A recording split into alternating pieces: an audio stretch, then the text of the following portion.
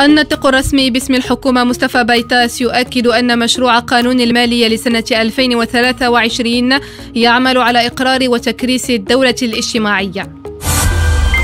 بمنتدى ميديز بطنجة خبراء دوليون يبرزون سمو مخطط الحكم الذاتي باعتباره الحل الوحيد القابل للتطبيق لقضية الصحراء. وزيرة الانتقال الطاقي والتنمية المستدامة تؤكد أن الوزارة بادرت بخوض تجربة جديدة لتشجيع اقتصاد الطاقة. المغرب يعمل من أجل بروز نموذج تنموي جديد في إفريقيا بحسب رئيس البرلمان الإفريقي. وعبر العالم بخصوص اتفاق الحبوب، تركيا تعلن عن مغادرة 6 سفن شحن موانئ أوكرانيا.